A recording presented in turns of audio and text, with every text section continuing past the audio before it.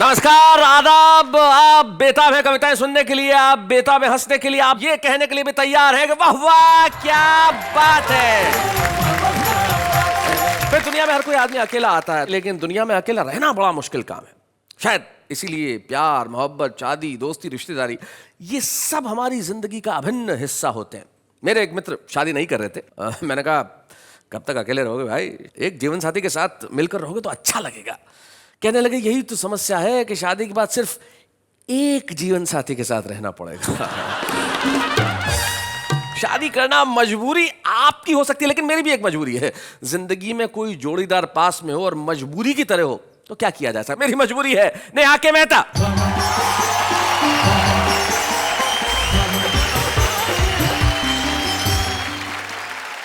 नमस्कार नमस्कार नमस्कार जी। मैं इनकी मजबूरी और आपकी दोस्त अंजलि तारक मेहता आप सबका स्वागत करती हूँ हम सबके शो में, जिसका नाम है वाह वाह क्या बात है। आप बताइए। जी क्या बताऊं। आप हमारी जोड़ी से खुश नहीं है? नहीं, मैं तो बहुत खुश हूं, वरना एक शो में तो मैंने देखा कि एक मेल एंकर के साथ दो फीमेल एंकर थी को-होस्ट। खैर हम इस बात को यहीं छोड़ते हैं, लेकिन हमारी ऑडियंस को खुश करने के लिए हमें क्या करना चाहिए? वही तो। तुम वहां चली जाओ, ऑडियंस अपने आप खुश हो जाएगी। क्योंकि जब तुम वहां जाओगी तब हमारे कवि मित्र आएंगे, और जब कवि मित्र आएंगे और सुनाएंगे कुछ ऐसा, तब ऑडियंस कहेगी भाई वाह वाह क्या बात है। स्वागत है आपका उस महफिल में जहां पे हंसी ठहाके मुस्कुराहट तो है, लेकिन जिंदगी से जूझते हुए कुछ सवाल भी हैं। यानी कि वो महफिल जिसका नाम है वाह वाह क्या बात है। हमारे तीनों कवि मित्र हमारे साथ बैठे। सबसे पहले जो मंच के इस कोने पे ये जो कंठ लंगोट लगाए बैठी है। कंठ लंगोट? नहीं, हिंदी है भाई, मैं भूल गया था। जैसे अंग्रेजी में तुम टाई कहती हो। टाई? जी जी। तो इस टाई में बड़े खूबसूरत से नौजवान जो फरीदाबाद हरियाणा से हमारे बीच में आए हैं और हास्य कविताओं पे इनकी पकड़ है, गा के भी पढ़ते हैं और तहत में भी पढ़ते हैं, और नाम है इनका दीपक गुप्ता। दीपक गुप्ता के पास में जो बैठी हैं उनका नाम अना दहलवी। अना दहलवी, जैसा कि जाहिर होता है कि दहलवी इसलिए कि आप दिल्ली से, आप मूलतः शुरू से दिल्ली में ही हैं? बीच में चली गई थी। बीच में चली गई थी और अब फिर दिल्ली में है। शादी होके वापस वहीं आ गए। क्या बात है। अना दहलवी एक बड़ी मशहूर शायरा है जो बहुत बढ़िया शेर कहती है, और उनका खास अंदाज है अपने शेर कहने का। तो क्यों ना हम मिलकर एक बार जोरदार तालियां बजाएं अना दहलवी।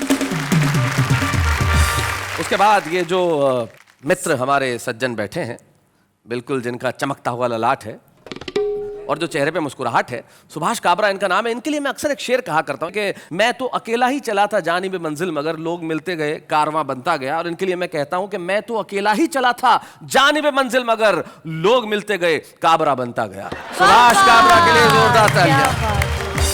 अक्सर लोग मेरे लिए कोबरा कह देते हैं, आपने पहली बार ढंग से काबरा कहा। नहीं, मैं भाभी के प्यार का शब्द तो आपको कैसे कह सकता हूँ। वो जो कहती है घर में वही ठीक है, लेकिन आप तीनों यहाँ पे उपस्थित हैं। तो आइए कविता की इस महफिल को शुरू करते हैं, और सबसे पहले बुलाते हैं उसे जो स्वयं को कई वर्षों से नौजवान कह रहा है। हम चाहते हैं कि दीपक गुप्ता यहाँ आए और सुनाए, और हम उनके लिए तालियां बजाएं। दीपक गुप्ता।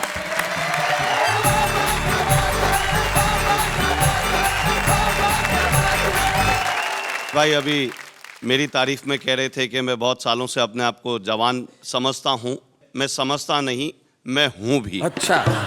मेरी मार्केट वैल्यू अभी तक वैसे ही बरकरार है जैसी मेरी 20 साल पहले थी। वाह। मुझे एक खूबसूरत लड़की से कभी जवानी में मोहब्बत हुई। अच्छा। काबरा जी कहने लगे कि आप अभी बुजुर्ग हो गए। मैंने कहा नहीं, मैं अब बुजुर्गों की सोहबत में रहने लगा। जब मुझे उनसे मोहब्बत हुई, मैं उनके घर उनका हाथ मांगने गया। उनके भाइयों ने और उनके पिताजी ने मेरा बहुत तबीयत से स्वागत किया। अच्छा। स्वागत करने के बाद जब उन्होंने मुझे धक्के मारकर गेट से बाहर निकाला, वाह। मैं अपने कपड़े झाड़ता हुआ उठ के फिर उनके पास गया। मैंने कहा जी फिर मैं ना समझूं। देखिए, मार्केट वैल्यू तो मेरी आज भी वैसी है जैसे पहले थी। एक छंद आपको सुनाता हूं। सुनाइए। कि एक बार कॉलेज में मेरी कविताएं सुन कुछ लड़कियां हो गई थी मेरी फैन जी। क्या बस उस रोज से ही उड़ गई नींद मेरी, और कुछ दिन तक आया ना ही चैन जी। क्या बात है। क्योंकि एक कोमल सी कामनी से वहां मेरा टकराया चश्मा के लड़ गए नैन जी। पर उसके भाई को देखते ही मैंने कहा जैसी आपकी बहन वैसी मेरी बहन जी। देखिए, अभी पिछले दिनों हमारे देश में करवा चौथ का व्रत किया। जी। कि करवा चौथ के दिन अपनी पत्नी का मन रखने के लिए मैंने भी व्रत रखा। सुबह से ना पानी पिया, ना खाने में कुछ चखा। अच्छा। शाम को जब घर आया, पत्नी से फरमाया, बता डार्लिंग ऐसा क्या करूं कि तेरी जिंदगी में ऐश हो जाए। पत्नी मुस्कुराते हुए बोली, कुछ ऐसा कर दो तुम्हारी जीवन बीमा पॉलिसी कैश हो जाए। बहुत अच्छे। लेकिन हमारी स्थितियां बहुत विचित्र हो जाती हैं कई बार, क्योंकि मुझे याद है एक कवि के घर डकैती डालकर जब डकैत जाने लगे तो कवि की आंखों से आंसू आने लगे। ओहो। उसने जाते हुए डकैतों को बुलाया, आवाज लगाकर बोला, भैया ये संदूक भी ले जाओ उठाकर। अच्छा। तभी एक डकैत बोला, यार आदमी अपना सामान लुटवाए, इतना अकलमंद तो नहीं है, सच सच बताए इसमें तेरी बीवी बंद तो नहीं है। कवि बोला, भैया ऐसा है तुमने मेरी बात सुनकर खाम खा ही मूछें ऐठी हैं, बीवी तो अलमारी में बंद है, इसमें तो सासू जी बैठी हैं। बहुत बढ़िया, बहुत अच्छे दीपक। एक रिश्ता वो इस मंच के माध्यम से आप तक पहुंचाऊं जो हमारे ही देश में पाया जाता है कि एक आदमी ने करके शादी रजिस्टर्ड करा दी। अच्छा। शादी रजिस्टर्ड करा दी, रजिस्ट्रार ने भी मोहर लगा दी, बदले में उसे एक सर्टिफिकेट मिला, देखते ही खिला, फिर अनायास हो गया उदास, अपना मुंह खोला, रजिस्ट्रार से बोला, साहब ये सर्टिफिकेट तो जाली है। अच्छा। क्योंकि इसमें शादी की एक्सपायरी डेट का कॉलम खाली है। तो रजिस्ट्रार ने उसे बताया, बड़े प्यार से समझाया, ऐसा नहीं कि हमारे यहाँ शादियां ही होती हैं या तलाक के मुकदमे दायर नहीं होते हैं, पर ये हिंदुस्तान के मेरे दोस्त, यहाँ पर आदमी एक्सपायर होने के बाद भी रिश्ते एक्सपायर नहीं होते हैं। क्या बात है भाई, वाह वाह वाह वाह, बहुत बढ़िया दीपक, बहुत अच्छे। जब आदमी को प्यार होता है तब उसकी मानसिकता कैसी हो जाती है, मैंने कोशिश करी। हाँ। कि गैलरी से झांकती पड़ोसन तो दिखती है, खिड़की में खड़ा उसका बाप नहीं दिखता। प्यार वाला राग जब बजता है दिल में तो आरती आजान का आलाप नहीं दिखता। प्यार करने का हक सबको मिला गया, प्यार करने में कोई पाप नहीं दिखता, पर जब देखता हूँ उसके मैं भाइयों को अपना मिलन या मिलाप नहीं दिखता। तो रथ पे सवार स्वर्ग अप्सराएं दिखती हैं, भैंस पे सवार यमराज नहीं दिखता। मंच पर बैठी हुई कवित्री तो दिखती है, माइक पे खड़ा कविराज नहीं दिखता। किसको मैं दिल दूं और किसको मैं प्यार करूं, मुझे यहाँ कोई गमराज नहीं दिखता।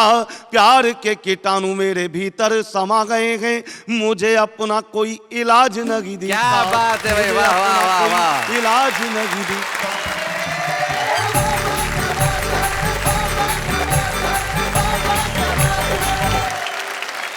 भाई दीपक, जब प्यार के कीटाणु किसी में समा जाए तो फिर सचमुच इलाज नहीं दिखता। लेकिन जब तुम मोहब्बत की बात कर रहे थे, मैं अना दहलवी को बड़े ध्यान से देख रहा था। अना कह रही थी कि भाई मोहब्बत की पीएचडी करने वाली तो यहाँ पे बैठी हुई है और तुम ये 5वीं क्लास के स्टूडेंट क्या बात कर रहे हो। हम अना दहलवी से सुनते हैं कि आखिर मोहब्बत में होता क्या। जरा जोरदार तालियां बजाएं अना दहलवी के लिए।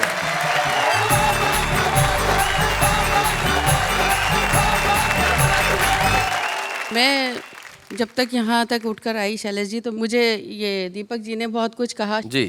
मेरी आदत में शामिल है, मैं किसी का कर्ज नहीं रखती, चुका दिया करती हूँ। अच्छा।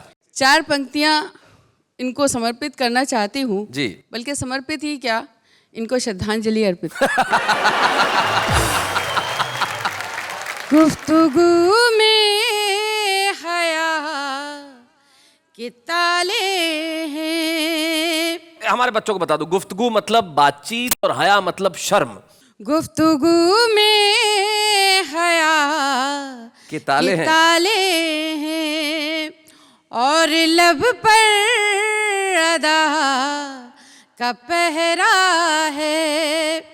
लड़कियों को समझ न पाओगे, ये समंदर बहुत ही गहरा है। क्या बात है।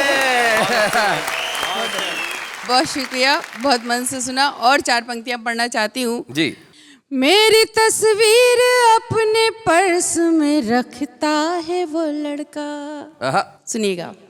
मेरी तस्वीर अपने पर्स में रखता है वो लड़का, सफर में साथ रहता है वो अक्सर आहें भरता है। कभी मजनू के और लैला के वो किस्से सुनाता है, मगर खुलकर नहीं कहता कि मुझसे प्यार करता है। भाई क्या बात है। बहुत धन्यवाद। और मेरा एक मुक्तक बड़ा फेमस हुआ, वो मैं सुनाना चाहती हूँ जी, इस मंच सुनाइए। से। कोई ये बोला के जलवे लुटाने आई थी, अच्छा, कहा किसी ने के बिजली गिराने आई थी। हाँ। जरा सी बात के अफसाने बन गए कितने, मैं अपनी छत पे दुपट्टा सुखाने आई थी। अरे भाई क्या बात है। वाह वाह। भाई बहुत अच्छे। 4 पंक्तियां सुनेगा। फरेब झूठ दगाबाजी जिसकी फितरत थी, फरेब झूठ दगाबाजी जिसकी फितरत थी, मैं उसकी बात पे क्यों एतबार कर बैठी। मैं जिसके हाथ से खत उसको भेजा करती थी, मेरी बहन उसी लड़के से प्यार कर बैठी। ओए होए, भाई क्या बात है। और अब ये गीत मेरी तरफ से दीपक जी को समर्पित है। और ऐसा नहीं है कि सुभाष काबरा जी ने अपनी उम्र में इश्क नहीं किया होगा, वो भी कर रहे होंगे, कोई ठीक नहीं है अभी भी कर रहे हो, तो उनको भी समर्पित है। सुनिएगा। तेरे हाथ में दे दूं हाथ, अरे रे बाबा ना बाबा, क्या बात है। तेरे हाथ में दे दूं हाथ, अरे रे बाबा ना बाबा, तेरे प्यार की क्या औकात, अरे रे बाबा ना बाबा। और ये बंद सुनिएगा। मेरी दुनिया भोली भाली, मेरे सपने सीधे साधे, तेरी उल्टी ही पुल्टी कसमें, तेरे आड़े तिरछे वादे। मुझे गांव से लेकर उड़ जा, मुझे मन का देश दिखा दे। मैं कहती हूँ जब भी तुझसे, मुझे लंदन सैर करा दे। तू कहता है चल गुजरात, अरे बाबा ना बाबा। और इसका बंद खास तौर पे समर्पित करती हूँ शैलेश जी आपको, कि अगर शायरी हो तो मन मिले सुनिएगा जी। मेरा जौबन भीग न जाए, ये सोच के मैं घबराऊं। आवाज किसी ने दी है, जाऊं तो मैं कैसे जाऊं। क्या बात है। बादल की नजर है मुझ पर, बूंदों के लगे हैं फेरे। मिट्टी का बदन है मेरा, कागज के है कपड़े मेरे। बड़ी जोर की है बरसात, अरे बाबा ना बाबा। बड़ी जोर की है बरसात, अरे रे बाबा ना बाबा। और आखिरी बंद, अब आप जिसका जी चाहे उसको समर्पित करें, बल्कि मैं नेहा जी से कहूंगी कि उनके पास वाले को समर्पित कर दें, ज्यादा अच्छा होगा। सुनिएगा जी। मैं हाथ छुड़ाना चाहूं, तू हाथ दबाना चाहे। मैं बंद करूं दरवाजे, तू अंदर आना चाहे। तू अंदर आना चाहे। मैं आगे आगे भागूं, तू पीछे पीछे आए। मैं आँख चुराऊं तुझसे, तू देख के आँख दबाए। तू भूत है या जिन्नात, अरे तू भूत है या जिन्नात, अरे रे बाबा ना बाबा।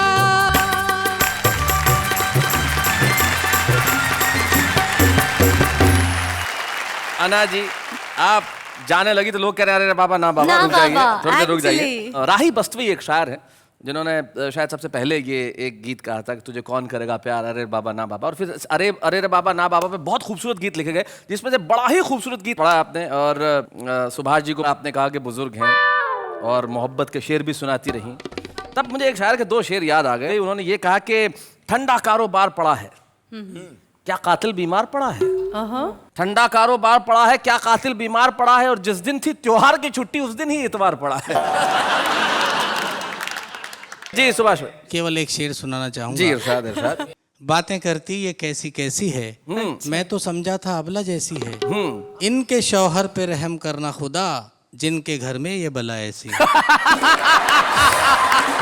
माफ करना, मैंने पहले ही कहा था कि मैं किसी का कर्ज नहीं रखती हूँ। कर्ज वापस चुका हाँ, दीजिए। मैं एक जुगनू की जिसमें ताब नहीं, हाँ। वो है बेताब जुगनुओं के लिए। हाँ कब्र में दोनों पाँव हैं लेकिन दिल धड़कता है लड़कियों के लिए। लेकिन मजे की बात यह है कि आना दहलवी जी के शौहर ऐसी जफर साहब खुद यहाँ पे मौजूद है। भाई कमाल है। मैं ऐसे पुरुषों का बहुत सम्मान करता हूँ, जफर साहब जो अपनी पत्नी की प्रतिभा को पहचानते हैं और सुनने के लिए भी, आप उनका साथ देने के लिए यहाँ पे उपस्थित हैं और खुद आप बहुत बढ़िया शेर कहते हैं। तो क्या कहना है आपका? मेरी एक गजल है, उसके 2 मतले और एक शेर जी, बस पहुंचाता हूँ। जी, जी। यूं भी अक्सर साथ निभाना पड़ता है, अच्छा, यूं भी अक्सर साथ निभाना पड़ता है, हम सफरी का बोझ उठाना पड़ता है। अच्छा। दूसरा मतला है, हर रिश्ते का कर्ज चुकाना पड़ता है, हर रिश्ते का कर्ज चुकाना पड़ता है, दिल में दिल का दर्द छुपाना पड़ता है, आहा, दुनियादारी इतनी भी आसान नहीं, दुनियादारी इतनी भी आसान नहीं, सबसे रस्मन हाथ मिलाना पड़ता है। क्या बात है भाई, वाह वाह वाह वाह वाह वाह, बहुत अच्छे, बहुत बहुत शुक्रिया जफर साहब, thank you so very much. और जैसे कि हम जोड़ी पे बात कर रहे हैं, तो आज जोड़ी कमाल की है। तुम कुछ कहना नहीं चाह रही बहुत देर से? मैं कब से कहना चाह रही हूँ जी। कि इतनी अच्छी खूबसूरत जोड़ी के बाद, उसको देखने के बाद मुझे एक सवाल पूछना है। जी पूछिए। क्या सचमुच जोड़ियां स्वर्ग में बनती है? बड़ा मुश्किल सवाल है। आज के जमाने में ट्रेन में, बस में, सड़क पे और तो और फुटपाथ पे जोड़ियां बन जाती है, तो स्वर्ग में बनने का इंतजार कौन करे भाई? तो भाई जोड़ियां स्वर्ग में बनती है नहीं ये तो पता नहीं, लेकिन सुभाष काबरा की हास्य कविता से जोड़ी लगभग 35 वर्ष पहले बनी और बहुत सालों से कवि सम्मेलन करते रहे, संचालन करते रहे। इनकी किताब मैंने देखी तो उनकी किताब के पिछले भाग में इनका परिचय बड़ा, बहुत ही जिसको कहते हैं इंटरेस्टिंग परिचय लिखा हुआ है। खुद का नाम है, बोले इतने सारे प्रोग्राम किए, इतने सारे प्रोग्राम लिखे गए, घर में एक बीवी है, ऐसे सब परिचय में लिखा है। 2 बच्चे हैं और वो तमाम रिश्तेदार हैं जो अमूमन पाए जाते हैं। एक लोन पे ली हुई कार है, एक कंप्यूटर है जिसमें ब्रैकेट में लिखा हुआ है जिसे चलाना नहीं आता, एक फ्लैट है जिसकी किस्तें अभी तक चुकाई नहीं गई। ये सारी ईमानदारी से जो आदमी परिचय दे सकता है वो कोई निश्चित तौर पे हास्य कवि ही हो सकता है। तो ऐसे हास्य कवि सुभाष काबरा आइए हमारे बीच में।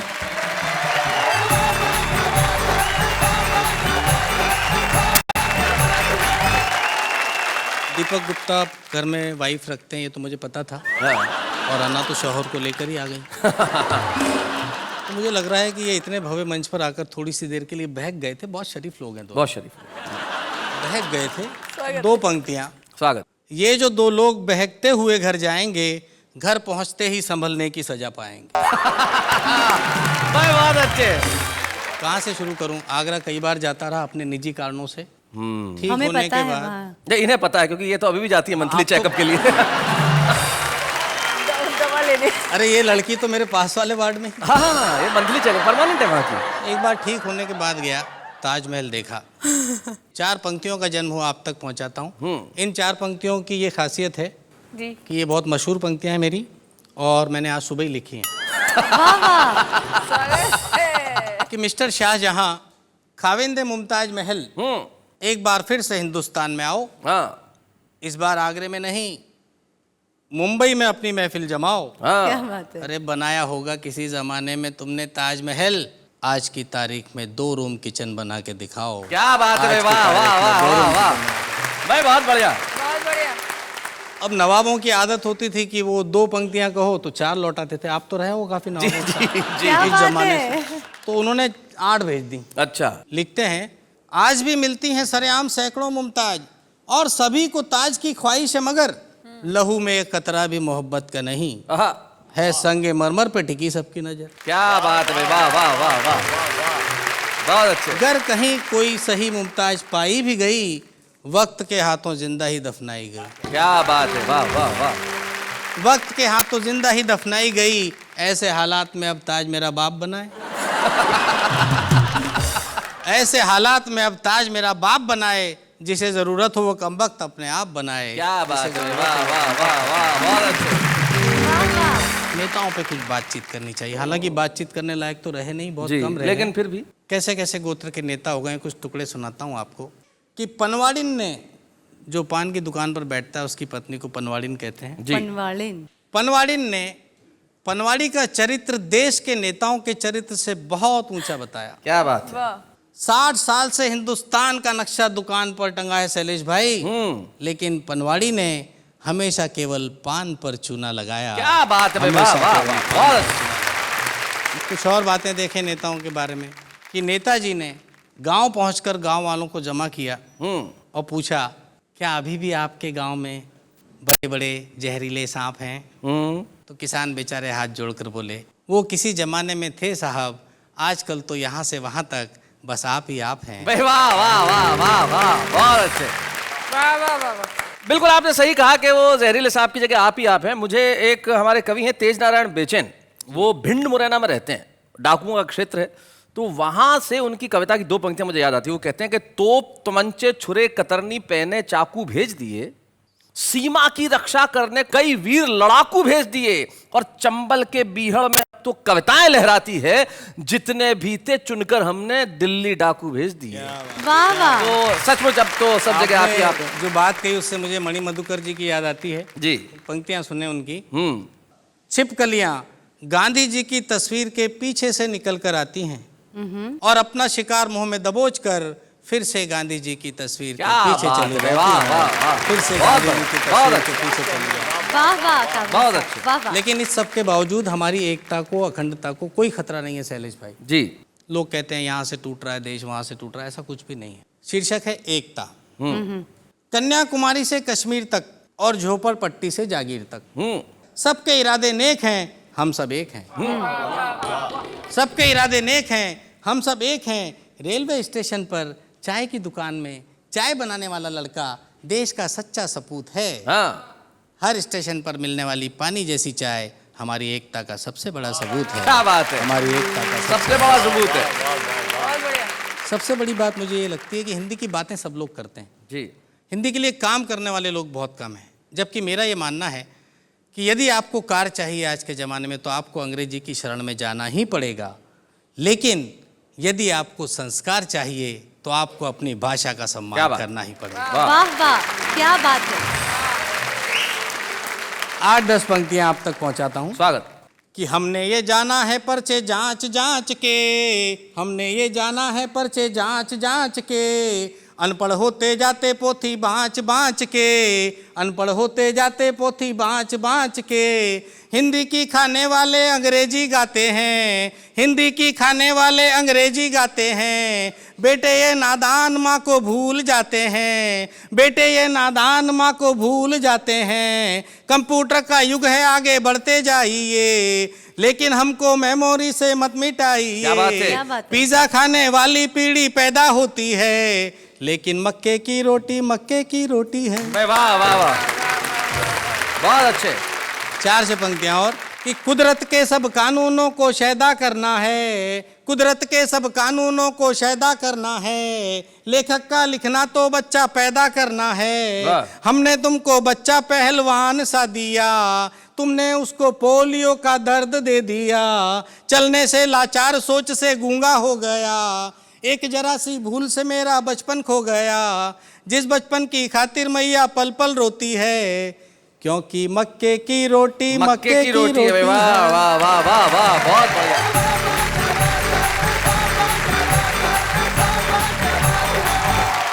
सचमुच सुभाष जी आपने बिल्कुल ठीक बात कही कि मक्के की रोटी है, जो हमारी अपनी संस्कृति है उसे हम कैसे भूल जाएं। कितना ही पिज्ज़ा और बर्गर क्यों ना खा ले, लेकिन जो माँ के हाथ की रोटी पकती है उसे भूलना संभव नहीं है। Correct. कितना ही विमानों में क्यों ना बैठ जाएं, महंगी से महंगी कार क्यों ना चला, लेकिन जब बचपन में किराए पे घंटे भर के लिए साइकिल लेके जाया करते थे, वो सुख वापस पैदा हो नहीं सकता। हमें उधार की भाषाओं की शायद बाहरी आवरण में ज़रूरत पड़ती हो, लेकिन हमारे भीतर अपनी भाषा है, और हमारे भीतर की इस भाषा के विकास के लिए जो हिंदी कविताओं का वो कार्यक्रम है जिसका नाम है वाह वाह वाह, क्या बात है। हम तमाम भाषाओं को प्रणाम करते हैं। हम हमारी भाषा को हिंदी में कहते हैं सलाम, उर्दू में करते हैं प्रणाम, और अभी लेते हैं एक अल्प विराम।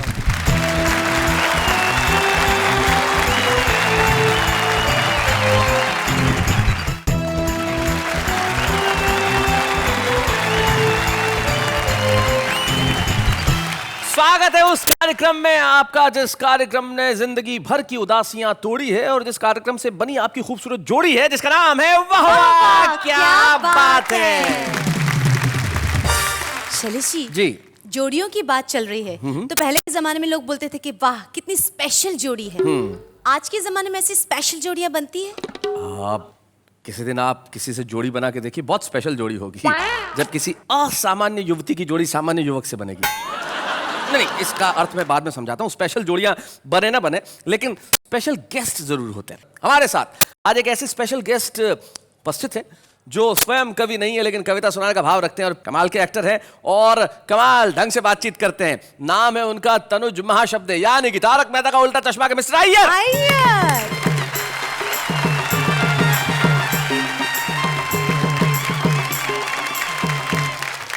आज मैं आपको यहाँ पे जैमिनी हरियाणवी जी का एक कविता सुनाने आया हूँ। क्या बात है भाई, वाह, बहुत अच्छे। एक दिन एक पड़ोस का लड़का मेरे को आकर बोला, चाचा जी आपकी स्त्री दे दो। हाँ चुप, ये लड़का क्या बोल रहे हैं? वो दोबारा से बोला कि चाचा जी आपकी स्त्री दे दो ना। हाँ फिर चुप। मैंने अपनी घरवाली की तरफ किया इशारा और फिर उसको बोला ले जा, वो बेटी है। अय्यर भाई वो पहले थोड़ा शर्माया, हाँ। बोले चाचा जी ये नहीं जो करंट मारती है वो। तो मैंने उसको बोला कि बावड़ी पूछ, तू उसको हाथ लगा कर तो देख, वो करंट भी मारती है। Thank you very much, thank you. बहुत बढ़िया। मैं सोच रहा था जब अय्यर जैमिनी हरियाणवी की कविता पढ़ रहे थे तो एक भारत का व्यापक स्वरूप मुझे यहाँ देखने को मिल रहा था। शायद इससे बेहतर ढंग से हंसते हुए मुस्कुराते हुए हम हिंदुस्तान को यहाँ नहीं दिखा सकते। दक्षिण भारत के लहजे में हरियाणा का प्रिय शब्द बावली पूछ कह देना और हिंदी कविता सुनाना और अंग्रेजी में थैंक्स कहना, भाई यह भारत की विशेषता है जो आज हमारे बीच में है। क्या बात है। तनुज महाशब्द, आज आपने यहाँ आके शब्दों की महालाज रखी है। Thank you so very much यहाँ आने के लिए, बहुत बहुत धन्यवाद। Thank you.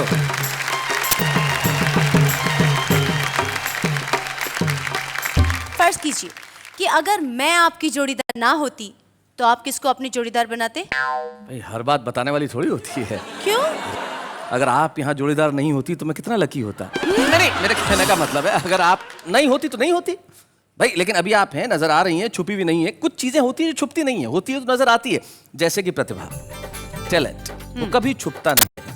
इसलिए वाह वाह क्या बात है का जो हमारा एक सेगमेंट है जो बड़ा ही पॉपुलर है, कविता के छुपे रुस्तम, हम उसमें एक ऐसे कवि को बुलाते हैं जो शायद आज देश के कविता के आसमान पे सब लोगों द्वारा नहीं जाना जाता हो, लेकिन उसमें अकूत प्रतिभा है। दिल्ली से हमारे बीच में आते हैं आज के हमारे छुपे रुस्तम, रसिक गुप्ता।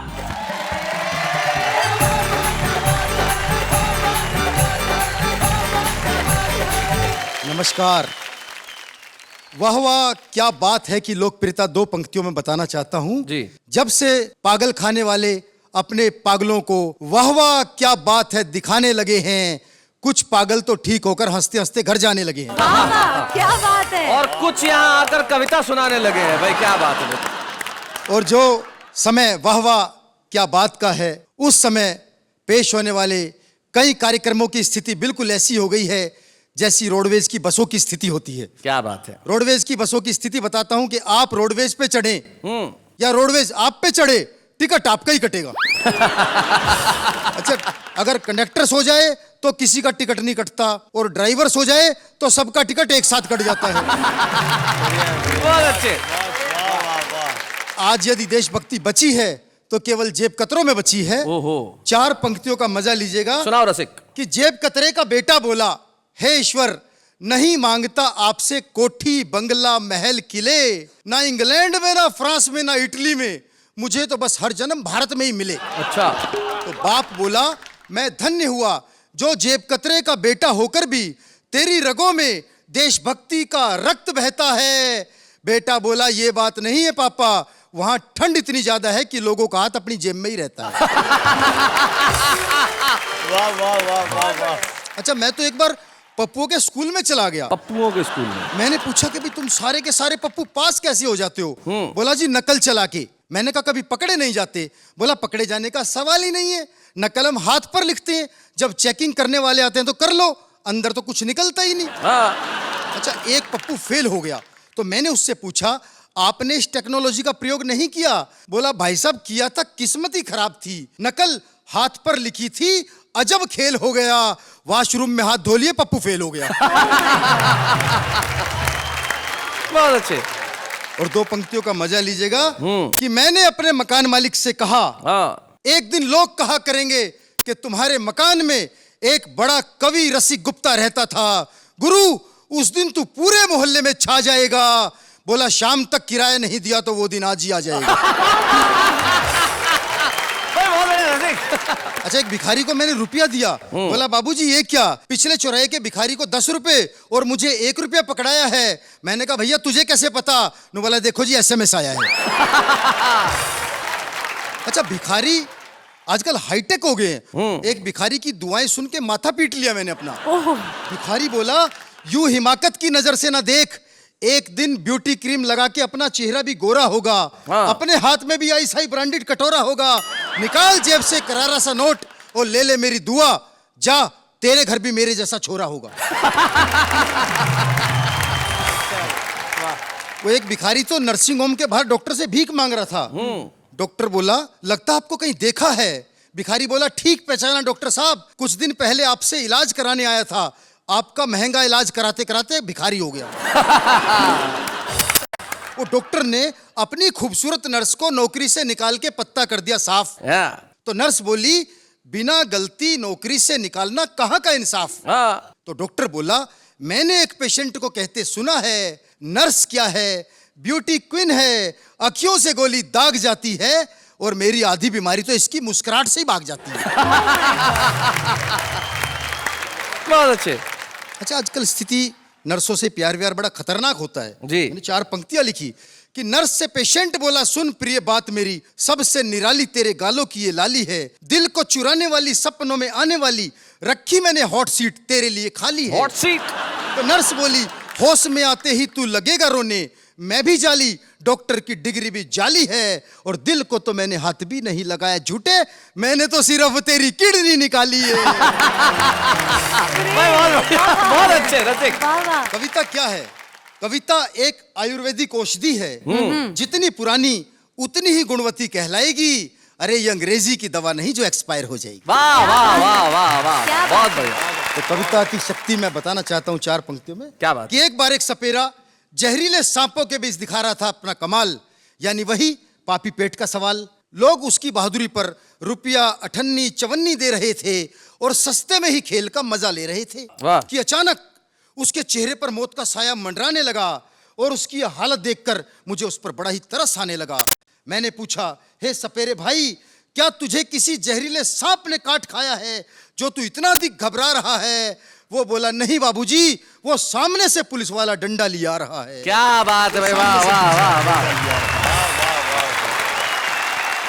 आपने बिल्कुल सही कहा कि कविता आयुर्वेदिक औषधि की तरह है जो समय के साथ गुणवती होती जाती है। अंग्रेजी दवाई नहीं है जो एक्सपायर हो जाएगी। कविता कभी मरती नहीं, शब्द कभी मरते नहीं, कविता हमेशा जिंदा रहती है। और आपने जो शब्द सारी दुनिया को सुनाए हैं और जो शब्द लोगों तक पहुंचे हैं वो सिर्फ आप ही को रसिक नहीं रहने देंगे। करोड़ों लोग आज आपके रसिक हो जाएंगे और जब करोड़ों लोग आपके रसिक हो जाएंगे तो फिर आप गुप्त कहाँ रहेंगे। हम चाहते हैं कि आप सारी दुनिया में छाएं और हम एक स्मृति चिन्ह वाह वाह क्या मंच से आपको प्रदान करना चाहते हैं। जोरदार तालियों से स्वागत करते हैं रसिक गुप्ता।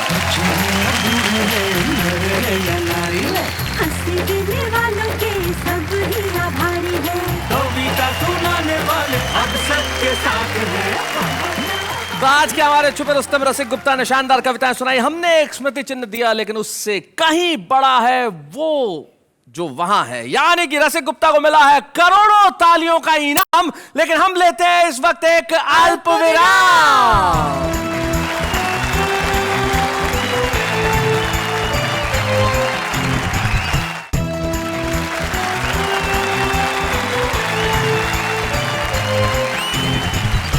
स्वागत है फिर से आपका उसी कार्यक्रम में जिसका नाम है वाह वाह क्या बात है।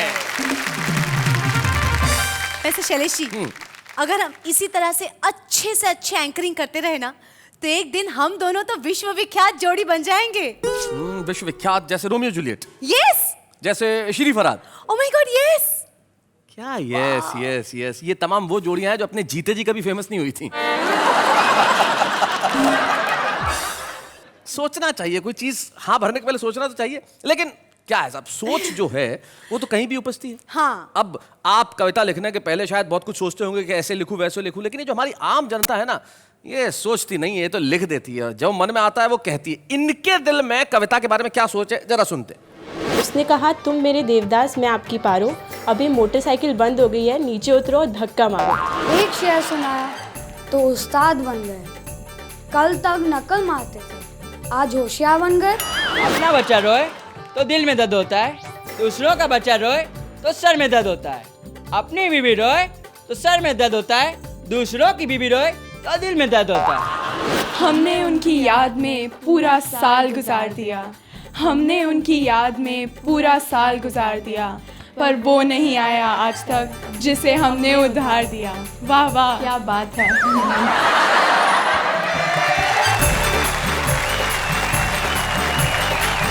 भाई मान गए। मेरे हिसाब से तो हमारे देश में हर व्यक्ति के अंदर एक कवि छुपा है। हर व्यक्ति के अंदर एक कवि तो छुपा है, लेकिन ऐसे कवि कम है जिसे हर व्यक्ति जानता हो। हाँ। लेकिन कुछ लोग होते हैं जिन्हें व्यक्ति इस देश के जानते हैं, उनके कामों की वजह से, उनकी कविताओं की वजह से, उनके अंदाज की वजह से। हमारे बीच में एक ऐसे ही कवि हैं जो पिछले 30-35 सालों से हिंदी कवि सम्मेलनों पर संचालन करते रहे हैं, अपनी छोटी छोटी चुटली कविताओं से लोगों का मन मोहते रहे हैं। जिंदगी में उन्हें बहुत सम्मान मिले होंगे, लेकिन कविता के मंच पे सारी दुनिया के सामने एक सम्मान हम भी देना चाहते हैं। हम सम्मान कर रहे हैं आज यहाँ सुभाष काबरा का।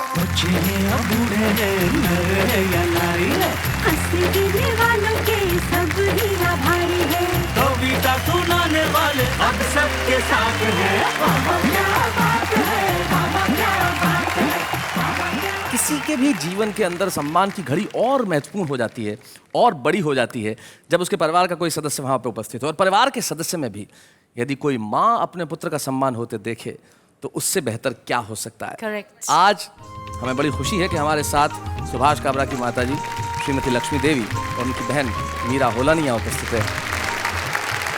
माताजी, ये क्षण जो है आपके लिए और सुभाष दोनों के लिए ही बहुत महत्वपूर्ण क्षण है। और जब पहली कविता लिखी थी सुभाष काबरा ने, तब आपका पहला याद है आपको क्या रिएक्शन रहा था?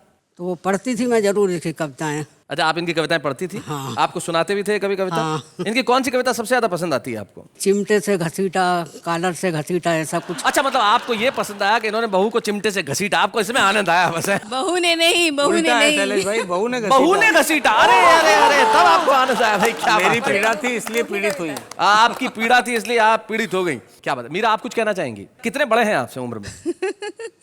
मुझसे उम्र में तो बड़े हैं ही, लेकिन अभी तक की ज़िंदगी के हर फैसले में, हर चीज़ में मेरे पिताजी की तरह इन्होंने पूरा योगदान दिया है। क्या बात है मीरा। लेकिन मेरा मूल प्रश्न अभी भी वहीं खड़ा है कि आपसे कितने बड़े हैं? आप छोड़ेंगे नहीं? देखिए, बताइए जरा। जैसे उम्र नहीं पूछी जाती औरतों की, नहीं, मैं तो इनकी पूछ रहा हूँ। आपसे कितने बड़े हैं? ये आप माताजी से पूछिए। जी, कितना फर्क है दोनों में?